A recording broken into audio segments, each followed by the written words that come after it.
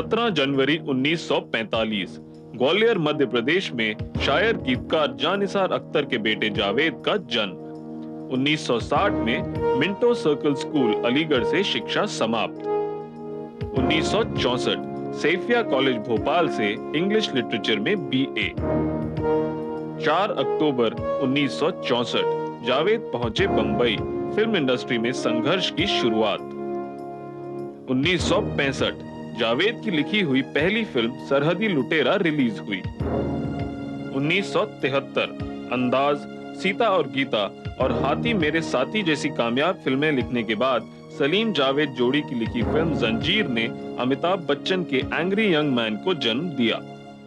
1975 दीवार और शोले ने कई बॉक्स ऑफिस रिकॉर्ड तोड़े। 1978 डॉन और त्रिशूल की कामयाबी। 1980 उर्दू शायरी की शुरुआत। 1982 फिल्म सिलसिला से जावेद बने गीतकार। 1983 से 89 जावेद की लिखी हुई बेताब, सागर, अर्जुन और मिस्टर इंडिया जैसी फिल्मों की सफलता। 1988 तेजाब के 1, 2, 3 गाने की बेपनाह लोकप्रियता। 1995 जावेद की शायरी की पहली किताब तरकश की विश्व भर में प्रशंसा। 1997 कई फिल्मों की स्क्रिप्ट और गीत लिखने के बाद 9 फिल्मफेयर अवार्ड्स के विजेता जावेद अख्तर को फिल्म साज के गीतों के लिए राष्ट्रीय पुरस्कार प्राप्त। हिंदी फिल्मी दुनिया के पर्दे के पीछे अगर कोई झांक के देखे तो अभिनेताओं के चेहरे छुप जाते हैं और नजर आती हैं कई और हस्तियां जिनके जीवन, जिनका व्यक्तित्व इन अभिनेताओं से कहीं ज्यादा दिलचस्प है। इन हस्तियों में से एक है जावेद अख्तर, स्क्रिप्ट राइटर, गीतकार, शायर, शबाना आजमी के पति। वो बहुत सारी शख्सियतें एक शख्सियत में घुल मिल के है। कभी कभी मैं जब जावेद को शायरों के साथ देखती हूँ तो मुझे ऐसा लगता है कि इस शख्स को सिर्फ शायर होना चाहिए। जब मैं इनको पॉलिटिक्स डिस्कस करते हुए देखती हूँ तो मुझे ऐसा लगता है कि इनको तो मेन स्ट्रीम पॉलिटिक्स में होना चाहिए। जब फिल्म के लोगों के साथ देखती हूँ तो मुझे ऐसा लगता है कि इनको तो न सिर्फ स्क्रीन प्ले राइटर और एक कामयाब लिरिसिस्ट होना चाहिए बल्कि डायरेक्टर होना चाहिए, शायद प्रोड्यूसर होना चाहिए। तो इतनी मुख्तलिफ शख्सियतें हैं जावेद की कि किसी एक शख्सियत को पिन पॉइंट करके कहना कि ये जावेद हैं, उनके बारे में सही नहीं होगा।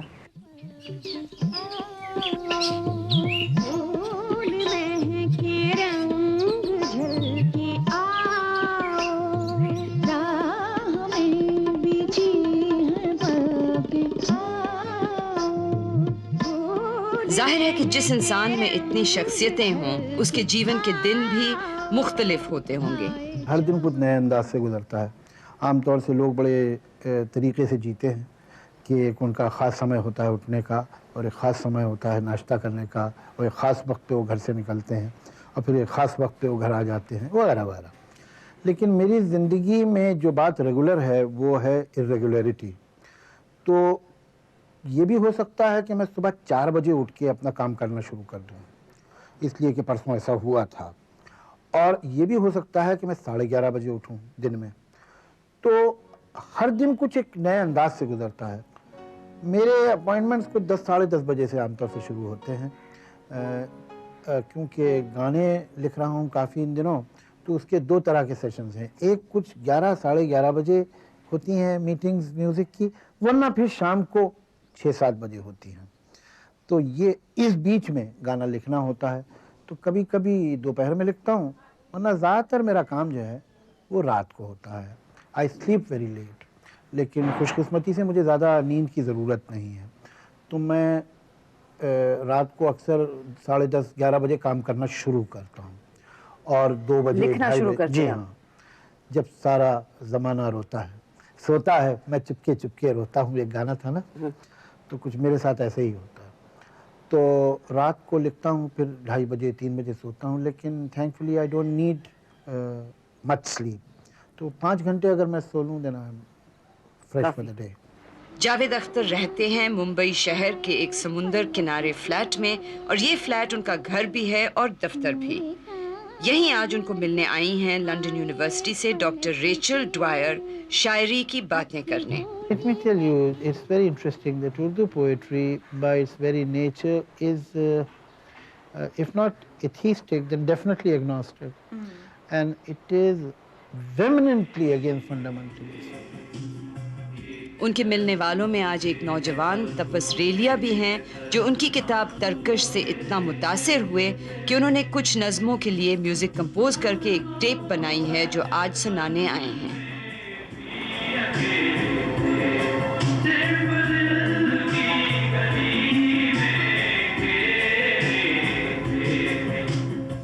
फॉर अ कंपोज़र एक पोएट्री में अपील जो होता है I found in his poems, मुझे उनकी कविताओं में मिली और मैं अपने आप को रोक ना सका उसको कंपोज करने में।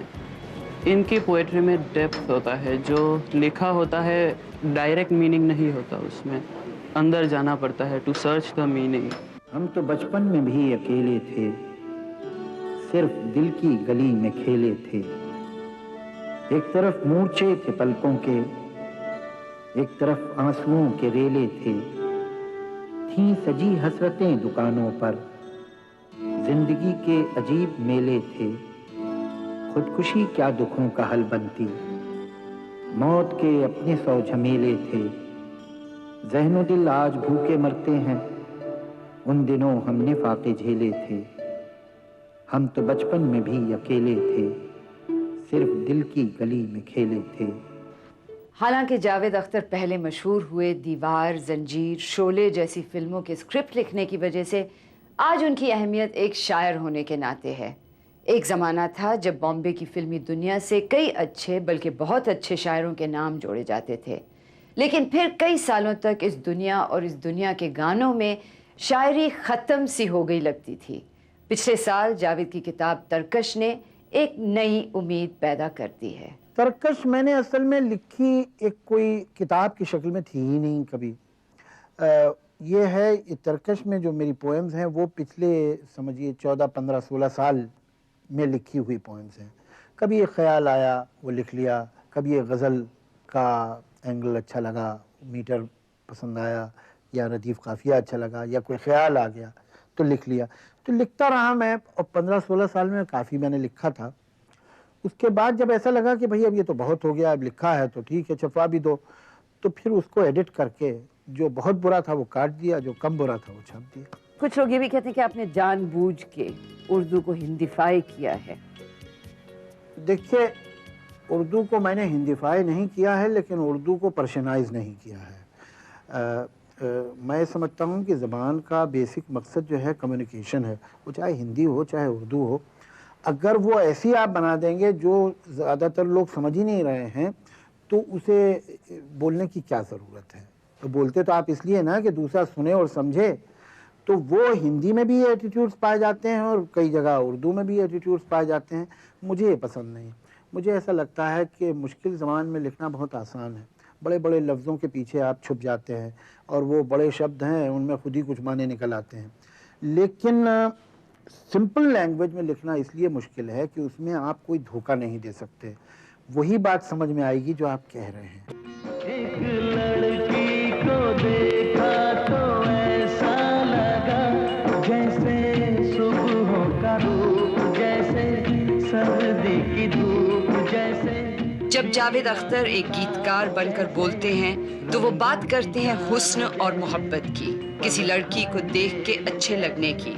लेकिन जब शायर बनकर बोलते हैं तो उनकी नज़रें ज़िंदगी के उन और पहलुओं की तरफ जाती है जिनके बारे में फैज़ अहमद फैज़ ने कभी लिखा था, और भी दुख हैं ज़माने में मोहब्बत के सिवा, राहतें और भी हैं वस्ल की राहत के सिवा। झोपड़पट्टी, गलियां और गलियों में गलियां, छोटे घर, नीचे दरवाजे, टाट के पर्दे, मैली बदरंगी दीवारें, दीवारों से सर टकराती कोई गाली, गलियों के सीने पर बहती गंदी नाली। जावेद अख्तर ने गुर्बत, बेरोजगारी, लाचारी को बहुत करीब से देखा है, और जहां वो इन चीज़ों के बारे में बात करना पसंद नहीं करते, वहां उन दिनों की याद भी नहीं जाती। वक्त तो गुजर जाता है, लेकिन कुछ बातों की यादें, कुछ दर्द, कुछ जख्म तो रह जाते हैं दिल में। और मैंने भी जो कुछ देखा, मैं समझता हूँ मैं ही एक अनोखा नहीं हूँ। हिंदुस्तान में करोड़ों लोग ऐसे होंगे जो इन हालात से गुजरे होंगे। अब ये मेरी खुशकिस्मती है कि मैं आज आपके सामने टीवी पे उनके बारे में बातें कर रहा हूँ। लेकिन 2 लम्हे मुझे बहुत याद आते हैं। एक तो मैं एक बार ट्रेन में सफ़र कर रहा था, 3rd क्लास कंपार्टमेंट में, वो इतनी भीड़ थी और गर्मियों का ज़माना था और मुझे कहीं टिक के बैठने की भी जगह नहीं थी और कोई 1.5 दिन का वो सफ़र था और मुझे इतनी नींद आ रही थी कि अगर मुझे ज़रा सी कहीं पीठ भी टिकाने को मिलती तो मैं सो सकता था। और एक रात कि जब शायद 2-2.5 दिन से मैंने कुछ नहीं खाया था और रात को कोई 10:30-11 बजे मुझे इतनी भूख लगी कि मैं आपको बता नहीं सकता। तो उस समय मुझे कहीं भी कुछ भी मिल गया होता तो मैं खा लेता, किसी भी तरह से, किसी भी कीमत पे। मुझे अक्सर जब मैं लेटता हूँ अपने बिस्तर पे या किसी बड़े होटल में जाके उसकी स्वीट में, तो मुझे वो सफ़र याद आता है। लेकिन जहां उनको बॉम्बे की फिल्मी दुनिया ने 5 साल बेरोजगारी और गरीबी दिखाई, वहां उसी दुनिया ने उनको सफलता और शोहरत भी दोनों हाथों से दी। सलीम जावेद की कामयाबी के साथ अक्सर अमिताभ बच्चन की कामयाबी की बात होती है और कुछ लोग मानते हैं कि सलीम जावेद ने ही अमिताभ बच्चन को क्रिएट किया। कोई किसी को क्रिएट नहीं करता है। लोग अपने टैलेंट से और अपने कैलिबर और अपनी सलाहियत और अपनी मेहनत से ज़िंदगी में कुछ बनते हैं। एक दूसरे के काम तो सभी आते हैं भाई, तो मेरे भी बहुत से लोग काम आए होंगे और अमिताभ बच्चन साहब के भी बहुत काम आए होंगे लोग। और जंजीर में पहली बार इस तरह का कैरेक्टर आया था। लेकिन ये भी सही है कि जहां उस फिल्म को एक नया कैरेक्टर मिला था, उस फिल्म को एक नहायत ही टैलेंटेड एक्टर भी मिला जिसका नाम अमिताभ बच्चन है। ये जो एंग्री यंग मैन का जो कैरेक्टर था, ये लोगों की इमेजिनेशन को कैसे ये कैप्चर इसने किया? देखिए, अब ये तो इस वक्त मैं सब बातें कर सकता हूँ, लेकिन जब हमने लिखा था तो हमको कुछ पता नहीं था कि ये सब क्या हो रहा है। हमें तो कहानी अच्छी लगी थी, वो कैरेक्टर अच्छा लगा था, हम लोगों ने लिख दिया। अगर 73 ऑनवर्ड्स इस तरह की फिल्में बन रही थी तो और अप्रिशिएट हो रही थी, तो मतलब ये है कि एक आम आदमी को कहीं जो इंस्टीट्यूशंस हैं, सोशल इंस्टीट्यूशंस या गवर्नमेंट इंस्टीट्यूशंस हैं, उनके खिलाफ उसके दिल में एक एंगर था और इस कैरेक्टर में उसने वो एंगर देखा तो उससे आइडेंटिफाई किया। लेकिन सच ये है कि लिखने वालों को ये सोशल प्रोसेस बिल्कुल नहीं मालूम था। सलीम जावेद की जोड़ी 11 साल तक चली और इस दौरान उन्होंने 18 फिल्मों के स्क्रिप्ट लिखे। जावेद मानते हैं कि स्क्रिप्ट राइटिंग बहुत मेहनत का काम है और एक दिन में वो 4-5 सीन से ज्यादा नहीं लिख पाते। लेकिन गाने लिखना इतना मुश्किल नहीं है। आज वो एक गाना लिख रहे हैं मशहूर म्यूजिक डायरेक्टर्स जतिन ललित के साथ। मैं कोई ऐसा गीत गाऊं कि आरज़ू जगाऊं, अगर तुम कहो तुमको बुलाऊं, ये पल के बिछाऊं, कदम तुम जहां जहां रखो, जमी को आसमां बनाऊं, सितारों से सजाऊं, अगर तुम कहो।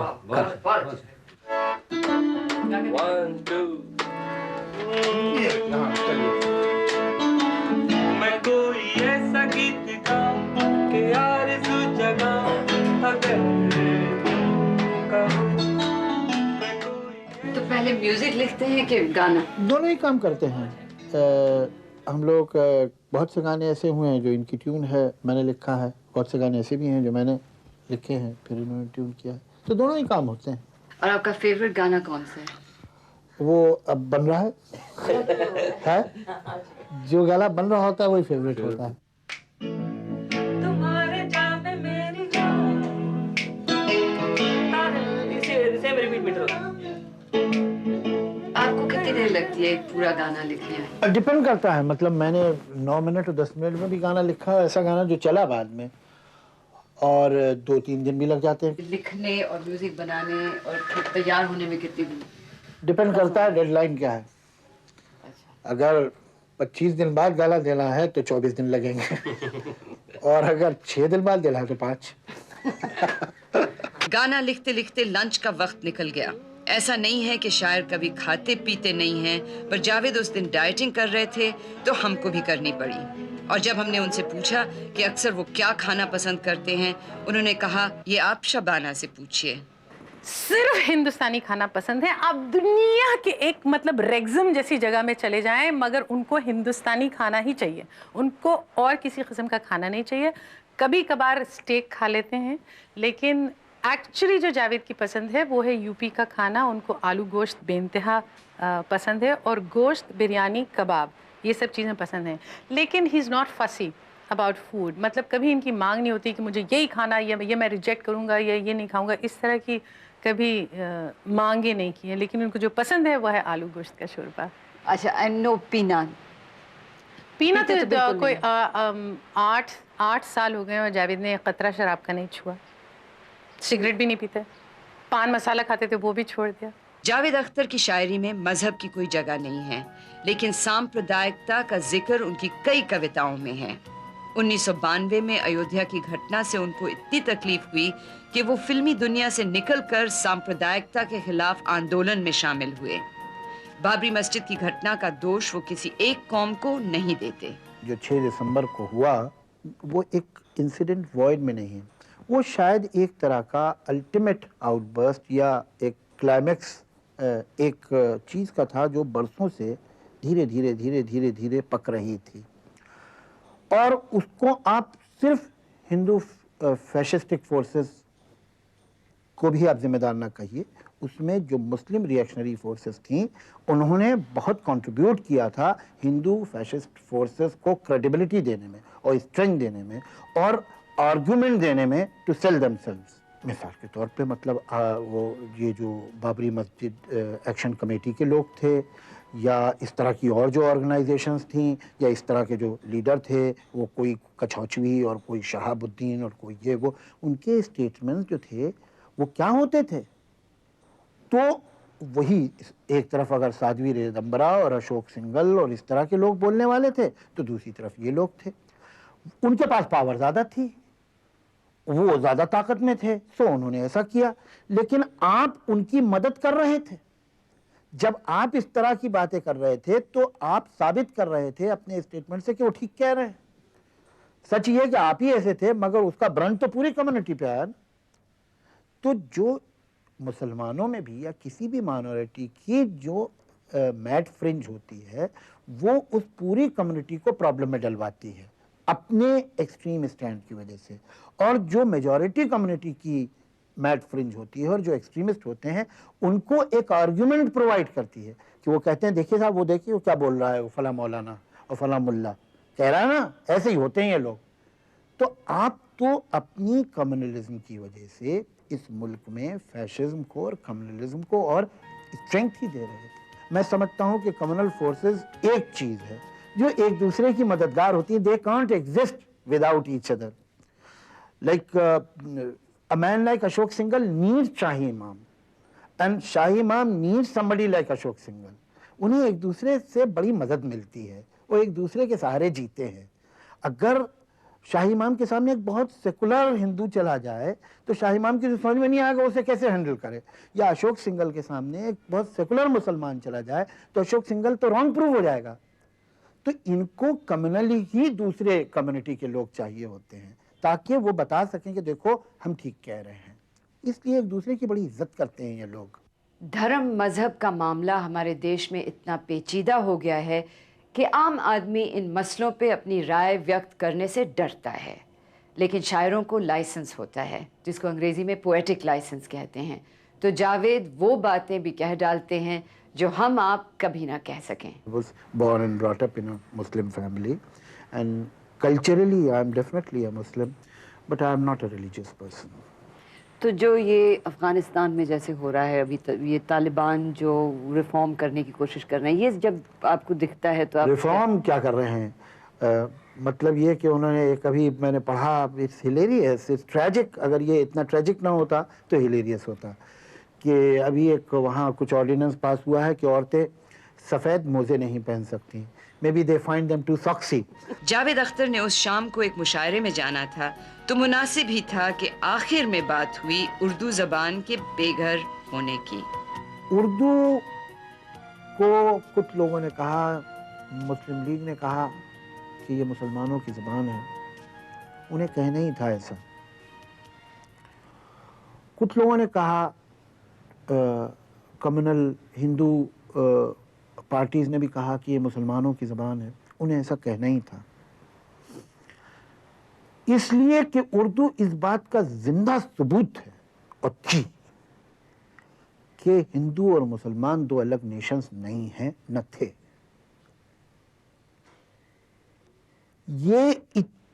उन दोनों की इतनी बड़ी हेरिटेज थी कि अगर वो उसे मान ले कि ये दोनों की हेरिटेज है तो वो पूरी टू नेशन थ्योरी गलत साबित होती है। उर्दू का वजूद जो है टू नेशन थ्योरी के खिलाफ सबसे बड़ा सबूत है। अब जब कह रहे थे कि ये अलग है और वो अलग है और हम यूं अलग हैं और वो यूं अलग है, तो उर्दू किस डिपार्टमेंट में जाए भाई? तो उन्हें तो उर्दू को मजहब देना ही था कोई, और उसको जबरदस्ती इन्होंने मुसलमान कर दिया। इधर के कम्युनलिस्ट ने भी किया, उधर के भी कम्युनलिस्ट ने किया, उनका जी ये मुसलमान है।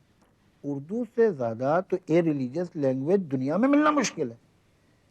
उर्दू की जो सारी शायरी है वो ज्यादातर तो जो गजल है वो तो फंडामेंटलिज्म के अगेंस्ट है, वो तो फॉर लिबरलिज्म है। उर्दू के जो ट्रेडिशनल गजल के ट्रेडिशनल कैरेक्टर्स हैं, वाइज और नासे और जाहिद जो है, ये मतलब जो रिलीजियस फिगर्स हैं वो उसके बट ऑफ जोक्स हैं या विलन ऑफ द पीस हैं उर्दू गजल में। उन्होंने कहा है कि साहब जो हरम है वो सिंबल्स है कंजर्वेटिव एटीट्यूड्स का, लेकिन शायर कहाँ रहता है? मैखाने में रहता है। मैखाना जो कि सिंबल है लिबरल वैल्यूज का, और उस पर सारी जिंदगी शायरी की गई है, लिखा गया है। और उसमें हिंदू अदीब और हिंदू शायर भी हैं और उर्दू अदीब और उर्दू शायर भी हैं, और ये ज़बान जो डेवलप हुई है और जो उसका पूरा कल्चर और जो उसका मिजाज है वो एक इस बात का सबूत है कि ये कम्युनिटीज़ एक दूसरे के बगैर पूरी तरह मुकम्मल ही नहीं है।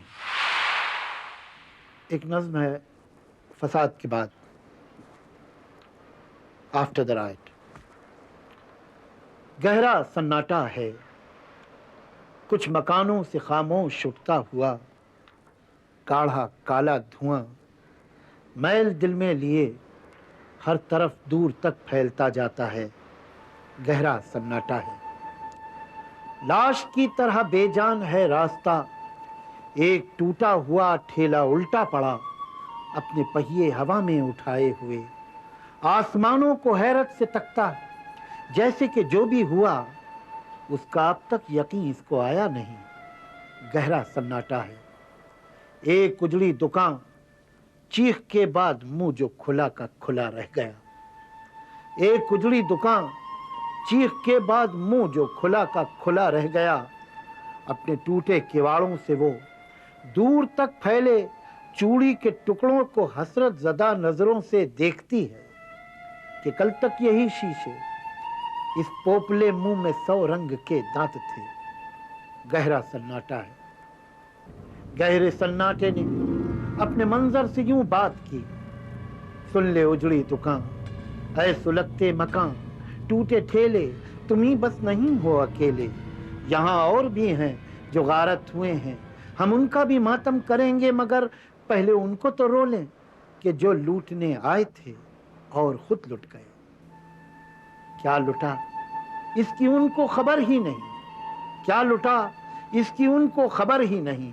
कम नजर हैं कि सदियों की तहजीब पर उन बेचारों की कोई नजर ही नहीं।